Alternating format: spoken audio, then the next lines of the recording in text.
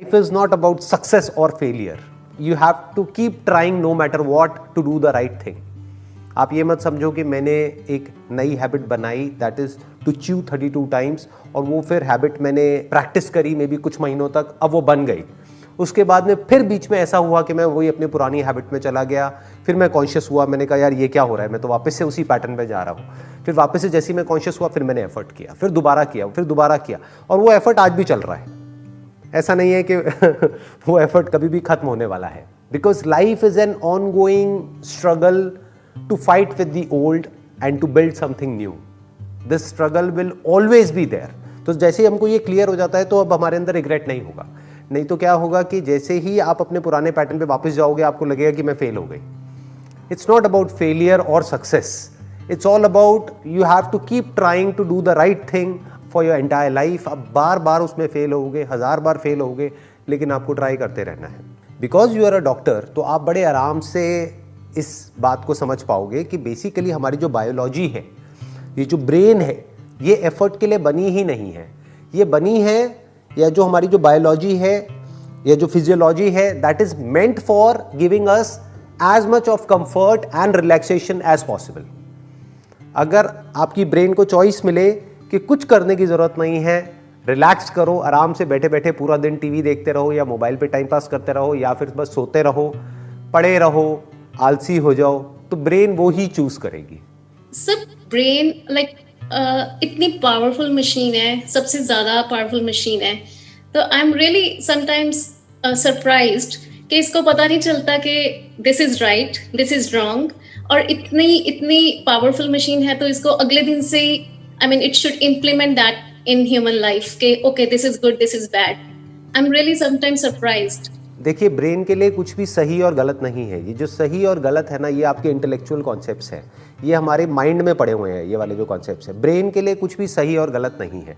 हाँ, ब्रेन की अपनी या बॉडी की अपनी एक डिफ़ॉल्ट सेटिंग है, और आप वो कह सकते हो कि उसके लिए हमको नेचर के पास होना पड़ेगा।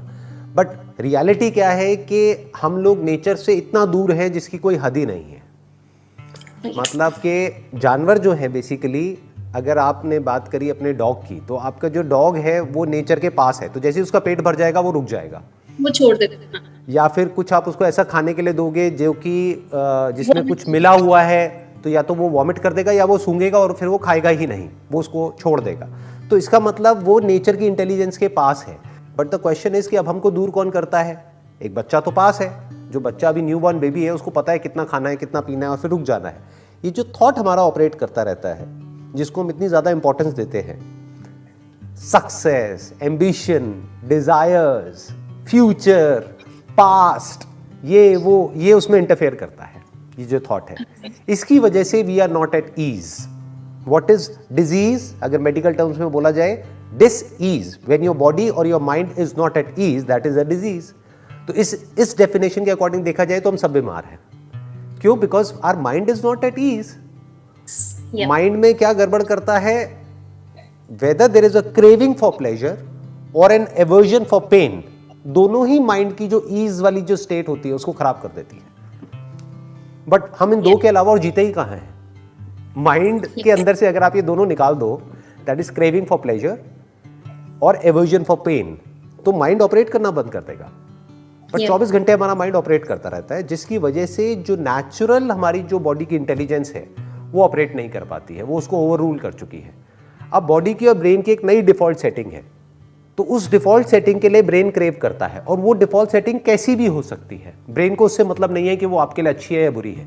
फॉर एग्जाम्पल, किसी को सिगरेट पीने की आदत है, तो वो बॉडी के लिए अच्छी नहीं है, वो बॉडी को खराब कर रही है अंदर से, लेकिन क्योंकि बॉडी को आदत पड़ गई है, चाहे वो सिगरेट हो, चाहे ड्रग्स हो, चाहे कुछ भी हो, चाहे कुछ ऐसा खाना हो जो आपकी बॉडी के लिए अच्छा नहीं है, आदत पड़ गई है, तो बॉडी को और कुछ समझ नहीं आएगा, बॉडी के लिए वही फ्यूल है, body will start craving for it. तो दैट इज द प्रॉब्लम कि we are far away from nature. इस वजह से अब ये जो प्रैक्टिस है आपको ये करते ही रहना पड़ेगा पूरी लाइफ के लिए। यानी ये कोशिश ये कभी खत्म नहीं होने वाली है। ये मत समझो कि 3 महीने में या 4 महीने में, 1 साल में नई हैबिट बन जाएगी। फिर आप कहीं जाओगे, मान लो इंडिया जाओगे कुछ टाइम के लिए, 1 महीने के लिए, वहां पे वो आपको खिलाएंगे, पिलाएंगे, ये करेंगे, वापस से बैक टू नॉर्मल। वो जो भी आपने 1 साल में किया वो सब खत्म 1 हफ्ते के अंदर अंदर। कट